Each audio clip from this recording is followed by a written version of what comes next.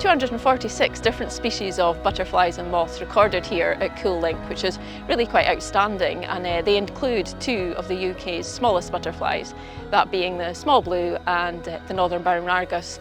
Both of these butterflies are on the Scottish Biodiversity Distribution List, and they're both highly threatened.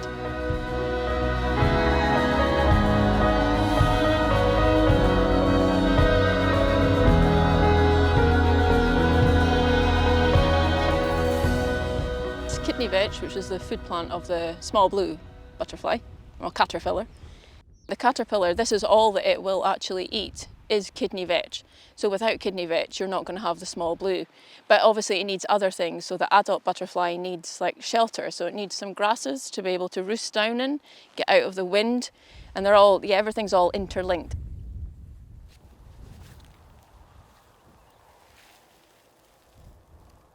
This here is the common rock rose, and it's the sole caterpillar food plant of the northern brown argus.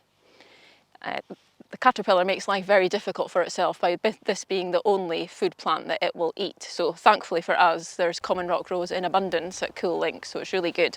So rock rose likes nutrient-poor, thin soil on unmanaged species-rich grasslands and sand dune systems like we have here, and that way it's able to come through. Its Latin name is actually helianthemum, which means like sunflower. So it's got the 5 big yellow petals which open up in the sun and then they close right over again at night. But this is actually a really good patch because you've got the kidney vetch, bird's foot trefoil, wild thyme, rock rose, the burnet rose, all just like in a tiny, tiny vicinity each other, and that's like the food plant of the caterpillar and the nectar for both the adults of the small blue and the northern brown argus, just in that tiny little bit.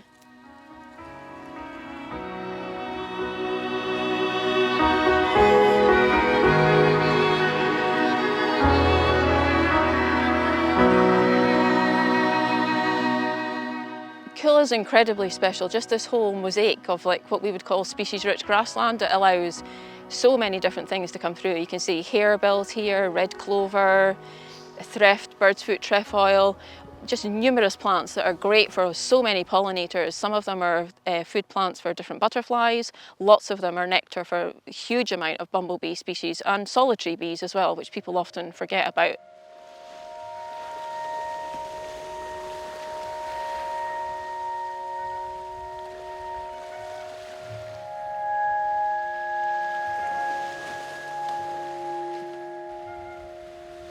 The situation we're in now is that the Highland Council have approved this development. So what we want to do is call on the Scottish Government to stop this and call it in and scrutinise this decision. You can help us do that by taking a look at the campaign in this post and finding out more.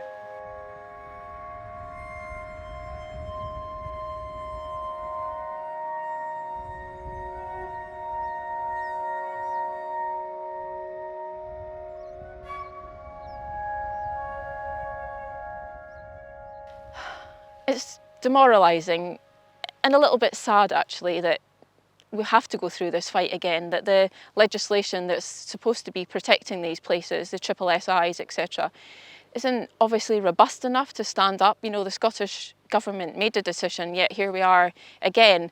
But at the same time, it's also invigorating to see the conservation community coming together yet again, and local people, to stand up for it and say, no, we're not going to be pushed aside, and we want to stand up for this place. We want to keep it on our doorstep, and it's important to us.